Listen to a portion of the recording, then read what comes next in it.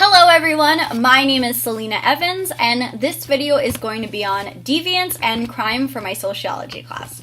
So let's first talk about the difference between deviance and crime. Deviance is a violation of social norms, where crime is a violation of social formal laws. Deviance is universal because it exists in every society across the world. Although what may be okay in one society may not be okay in another, so it's important to keep that in mind. So there are three main theories when we talk about deviance and crime that we should discuss. The first is functionalism. Functionalism theory states that deviance is a normal part of society that is both functional and dysfunctional. For example, gangs are considered functional and dysfunctional. They're functional because they allow the members to have a sense of belonging and identity and protection, but they're dysfunctional because those people commit crimes. Functionalism also states that people are deviant when they experience blocked opportunities to achieve economic success. The next theory we're going to be talking about is conflict theory. Conflict theory states there's a strong correlation between capitalism, social inequality, power, and deviance. Conflict theory states that capitalism is a major cause of crime because it emphasizes the maximization of profits and economic self-interest. This creates a competitive system that encourages corporate crime. So what is corporate crime, you may ask? Well, corporate crime is illegal acts committed by executives to benefit themselves and their companies. Corporate crimes are fairly common and profitable. But why do these high-status members commit corporate crimes? Well, conflict theory says because they can. This is because most white-collar and corporate crimes are not criminalized. The laws against higher-status criminals are relatively lenient and seldom enforced, whereas laws against lower-status offenders are harsher and enforced more often. Why is this?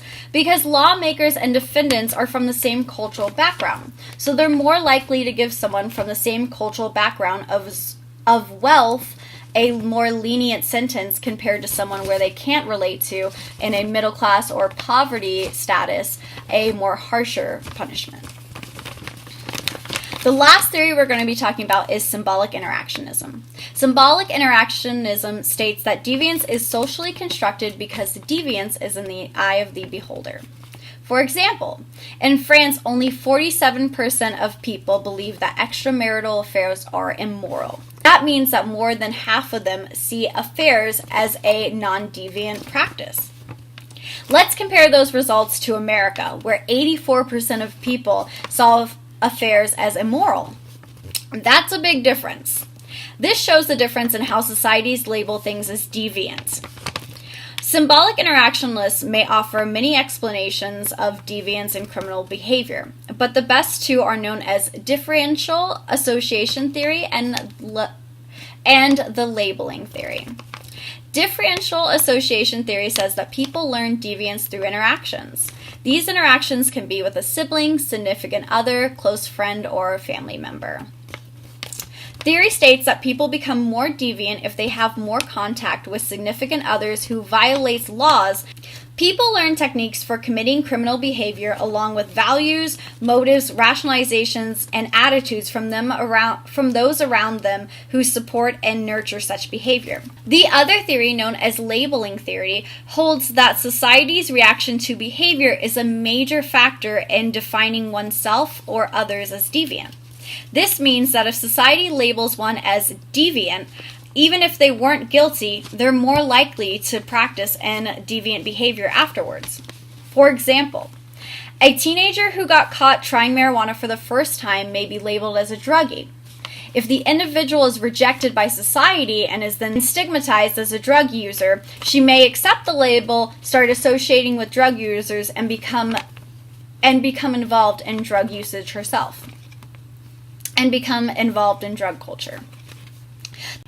The theory I think best explains the cause of crimes in today's society is differential theory. This theory proves that if people are exposed to violence, drug use, and crime, they're more likely to commit crimes themselves.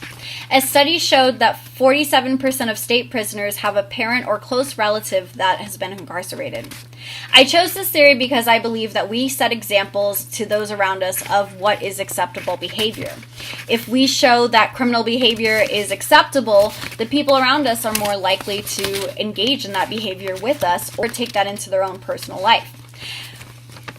When researching this, I found a sentence that says, differential association theory states that we are products of our socialization. I firmly believe that. To see less crime, I believe that we should engage ourselves in less criminal activity and promote a better lifestyle to those around us. That way, people around us don't see the bad behavior and start a wildfire with bad behavior. So, thank you. Have a great day.